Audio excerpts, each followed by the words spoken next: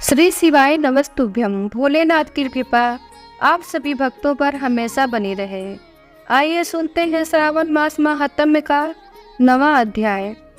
ईश्वर बोले, हे सनत कुमार, इसके बाद अब मैं शुक्रवार व्रत का आख्यान कहूँगा, जिसे सुनकर मनुष्य संपूर्ण आपदा से मुक्त हो जाता है। लोग इससे संबंधित एक प्राचीन इतिहास का वर्णन करते हैं। पांड्य वंश में उत्पन्न एक सुशील नामक राजा था। अत्यधिक प्रयत्न करने पर भी उसे पुत्र प्राप्ति नहीं हो सकी। उसकी सर्वगुण संपन्न सुकेशी नामक भार्या थी। जब उसे संतान न हुई तब वह बड़ी चिंता में पड़ गई। तब स्त्री स्वभाव के कारण अति साहस युक्त मन वाली उसने मासिक धर्म के समय प्रत्येक महीने के वस्त्र के टुकड़ों को अपने उदर पर बांधकर उदर को बड़ा बना लिया और अपनी प्रसूति का अनुकरण करने वाली किसी अन्य गर्भवती स्त्री को ढूंढने लगी। भावी दैवयोग से उसके पुरोहित की पत्नी गर्भवती थी। तब कपट करने वाली राजा की पत्नी ने किसी प्रसव कराने वाले को इस कार्य में लगा दिया और उसे एकांत में बहुत धन देकर वह रानी चली गई। तत्पश्चात रानी को गर्भवती जानकर राजा ने उसका पुंसवन और अनवलोभन संस्कार किया। 8वां महीना होने पर सीमंतोन्नयन संस्कार के समय राजा अत्यंत हर्षित हुए। इसके बाद उस पुरोहित पत्नी का प्रसव काल सुनकर वह रानी भी उसी के समान सभी प्रसव संबंधी चेष्टाएं करने लगी। पुरोहित की पत्नी चूंकि पहली बार गर्भवती थी, अतः प्रसूति कार्य के प्रति वह अनभिज्ञ थी और केवल प्रसव कराने वाली दाई के ही कहने में स्थित थी। तब वह दाई ने पुरोहित पत्नी के साथ छल करते हुए उसके नेत्रों पर पट्टी बांध दी और प्रसव के अनंतर उस पुत्र को किसी के हाथ से रानी के पास पहुंचा दिया। इस बात को कोई भी नहीं जान सका। तदंतर रानी ने उस पुत्र को लेकर यह घोषित कर दिया कि मुझे पुत्र उत्पन्न हुआ है। इसके बाद दाई ने पुरोहित की पत्नी के नेत्र बंधन खोल दिए। उसने अपने साथ लाए एक मांस पिंड को उसे दिखा दिया और उसके समक्ष आश्चर्य तथा दुख प्रकट करने लगी कि यह कैसा अनिष्ट हो गया। अपने पति से इसकी शांति अवश्य कराना। संतान न हुई तो भले ही मत हो, किंतु यह अच्छा हुआ जो तुम अपने भाग्य से जीवित रह गई। इस पर उस पुरोहित पत्नी को अपने प्रसव के स्पर्श चिंतन से बहुत संदेह हुआ। ईश्वर बोले, राजा ने पुत्र जन्म का समाचार सुनकर जात कर्म संस्कार कराया और ब्राह्मणों को हाथी, घोड़े तथा रथ प्रदान किए। उन नरेश के कारागार में पड़े सभी कैदियों को प्रसन्नतापूर्वक मुक्त करा दिया। तत्पश्चात राजा ने सूतक के अंत में नामकर्म तथा अन्य संबंधी सभी संस्कार किए। उन्होंने पुत्र का नाम प्रियव्रत रखा। हे सनत कुमार, श्रावण मास के आने पर पुरोहित की पत्नी ने शुक्रवार के दिन भक्ति पूर्वक देवी जीवंतिका का पूजन किया। भीत पर अनेक बालकों सहित देवी जीवंतिका की मूर्ति लिखकर पुष्प तथा माला से उनकी पूजा करके गोधूम की पीठी के बनाए गए 5 दीपक उनके सम्मुख उसने जलाए और स्वयं भी गोधूम चूर्ण का भक्षण किया। उनकी मूर्ति पर चावल फेंका तथा कहा कि हे जीवंती, जहाँ भी मेरा पुत्र विद्यमान हो, आप उसकी रक्षा करना। यह प्रार्थना करके उसने कथा सुनकर यथाविधि नमस्कार किया। तब जीवंतिका की कृपा से वह बालक दीर्घायु हो गया और वे देवी उसकी माता की श्रद्धा भक्ति के कारण दिन रात उस बालक की रक्षा करने लगी। इस प्रकार कुछ समय बीतने पर राजा की मृत्यु हो गई। तब प्रतिभक्ति उनके पुत्र ने उनकी परलौकिक क्रिया संपन्न की। इसके बाद मंत्रियों तथा पुरोहितों ने प्रियव्रत को राज्य पर अभिषिक्त कर दिया। तब कुछ वर्षों तक प्रजाओं का पालन करके तथा राज्य भोग कर वे पितरों के ऋण से मुक्ति के लिए गया। जाने की तैयारी करने लगा। राज्य का भार वृद्ध मंत्रियों को भक्ति पूर्वक सौंप कर और स्वयं राजा के होने के भाव का त्याग करके उन्होंने कार पर टिकट का वेश धारण किया और गया के लिए प्रस्थान किया। मार्ग में किसी नगर में किसी गृहस्थ के घर में उन्होंने निवास किया। उस समय उस गृहस्थ की पत्नी को प्रसव हुआ था। इसके पहले षष्ठी देवी ने उसके 5 पुत्रों को उत्पन्न होने के 5वें दिन मार डाला था। राजा भी उस समय 5वें दिन ही वहां गए हुए थे। रात में राजा के सो जाने पर उस बच्चे को ले जाने के लिए षष्ठी आई। जीवंतिका देवी ने उस षष्ठी को यह कहकर रोका कि राजा को लांग कर मत जाओ। तब जीवंतिका के निषेध करने से वह षष्ठी जैसे आई थी वैसे ही चली गई।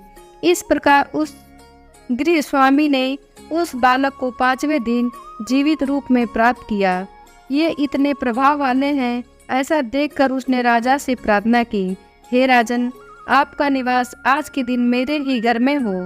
हे प्रभु, आपकी कृपा से मेरा यह 6ठा पुत्र जीवित रह गया। उसके इस प्रकार प्रार्थना करने पर करुणानिधि उस राजा ने कहा कि मुझे तो गया जाना है।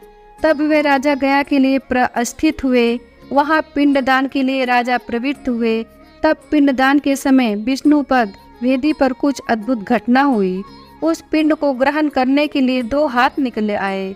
तब महान विस्मय युक्त वे राजा संशय में पड़ गए और पुनः पिंड दान कराने वाले ब्राह्मण के कहने पर उन्होंने विष्णु पद पर पिंड रख दिया। इसके बाद उन्होंने किसी ज्ञानी तथा सत्यवादी ब्राह्मण से इस विषय में पूछा। तब वो ब्राह्मण ने उनसे कहा कि ये दोनों हाथ आपके पितर के थे। इसमें संदेह हो तो घर जाकर अपनी माता से पूछ लीजिए, वह बता देंगी। तब राजा चिंतित तथा दुखी हुए और मन में अनेक बातें सोचने विचारने लगे। वे यात्रा करके पुनः वहां गए जहां वह बालक जीवित हुआ था। उस समय भी उस स्त्री को पुत्र उत्पन्न हुआ था और उसका वह 5वां दिन था। वह जो दूसरा पुत्र हुआ था उसे लेने के लिए रात में षष्ठी आई। तब जीवंतिका के द्वारा पुत्र रोने जाने पर उस षष्ठी ने उससे कहा, इसका ऐसा क्या कृत्य है अथवा क्या इसकी माता तुम्हारा व्रत करती है जो तुम दिन रात इसकी रक्षा करती हो। तब षष्ठी का यह वचन सुनकर जीवंतिका ने धीरे से मुस्कुराकर इसका संपूर्ण कारण बता दिया। उस समय राजा शयन का बहाना बनाकर वास्तविकता जाने के लिए जाग रहे थे, अतः उन्होंने जीवंती और षष्ठी दोनों की बात सुन ली। जीवंती ने कहा कि हे षष्ठी, सावन मास में शुक्रवार को इसकी माता मेरे पूजन में रत रहती हैं और व्रत की संपूर्ण नियम का पालन करती हैं। वह सब मैं बताती हूँ। वह हरे रंग का वस्त्र तथा कंचुकी नहीं पहनती और हाथ में उस रंग की कांच की चूड़ी भी नहीं धारण करती। वह चावल के धोने के जल को कभी नहीं लांघती, हरे पत्तों के मंडप के नीचे नहीं जाती और हरे वर्ण का होने के कारण करेले का साग भी वह नहीं खाती। यह सब मेरी प्रसन्नता के लिए वह करती हैं, अतः मैं उसके पुत्र को नहीं मारने दूंगी। यह सब सुनकर राजा प्रियव्रत अपने नगर को चले गए। उनके देश के सभी नागरिक स्वागत के लिए आए। तब राजा ने अपनी माता से पूछा, हे माता, क्या तुम जीवंतिका का देवी व्रत करती हो? इस पर उसने कहा, मैं तो इस व्रत को जानती भी नहीं। तत्पश्चात राजा ने गया यात्रा का समुचित फल प्राप्त करने के लिए ब्राह्मणों तथा सुवासिनी स्त्रियों को भोजन कराने की इच्छा से उन्हें निमंत्रित किया और व्रत की परीक्षा लेने के निमित्त सुवासिनियों को व्रत, कंचुकी तथा कंकड़ भोजन देकर उन्हें नहलाया और सभी को भोजन के लिए राजभवन में आना है, ऐसा बोला। तब पुरोहित की पत्नी ने दूसरे से कहा कि हरे रंग की कोई भी वस्तु कभी नहीं ग्रहण करती हूँ। राजा के पास आकर दूत ने उसके द्वारा कही गई बात को राजा को बता दी। तब राजा ने उसके लिए सभी रक्तवर्ण के शुभ परिधान भेजे। वह सब धारण करके वह पुरोहित पत्नी भी राजभवन में आई। राजभवन के पूर्वी द्वार पर चावलों को धोने का जल पड़ा देखकर और वहां हरे रंग का मंडप देखकर वह दूसरे द्वार से गई। तब राजा ने पुरोहित की पत्नी को प्रणाम करके इस नियम का संपूर्ण कारण पूछा। इस पर उसने इसका हेतु शुक्रवार का व्रत बताया। उस प्रिय व्रत को देखकर उसके दोनों स्तनों में से बहुत दूध निकलने लगा। दोनों वक्षस्थलों से उस राजा को दुग्ध की धाराओं से पूर्ण रूप से सिंचित कर दिया। तब गया में विष्णुपदी पर निकले दोनों हाथों जीवंतिका तथा षष्ठी दोनों देवियों के वार्तालाप तथा पुरोहित पत्नी के स्तनों से दूध निकलने के द्वारा राजा को विश्वास हो गया कि मैं इसी का पुत्र हूँ। तदंतर पालन पोषण करने वाली माता के पास जाकर विनम्रतापूर्वक उन्होंने कहा, हे माता, डरो मत, मेरे जन्म का वृत्तांत सत्य सत्य बता दो। यह सुनकर सुंदर केशों वाली रानी ने सब कुछ सच सच बता दिया। तब प्रसन्न होकर उन्होंने जन्म देने वाले अपने पिता को नमस्कार किया और उन्हें संपत्ति से वृद्धि को प्राप्त कराया। वे दोनों भी परम आनंदित हुए। एक दिन राजा प्रियव्रत ने रात में देवी जीवंतिका से प्रार्थना की, हे जीवंती, मेरे पिता तो ये है, फिर गया में वे दोनों हाथ कैसे निकल आए थे? तब देवी ने स्वप्न में आकर संशय का नाश करने वाला वाक्य कहा, हे प्रियव्रत, मैंने तुम्हें विश्वास दिलाने के लिए ही यह माया की थी, इसमें संदेह नहीं है। हे सनत कुमार, यह सब मैंने आपको बता दिया। श्रावण मास में शुक्रवार के दिन इस व्रत का अनुष्ठान करके मनुष्य सभी मनोरथों को प्राप्त कर लेता है।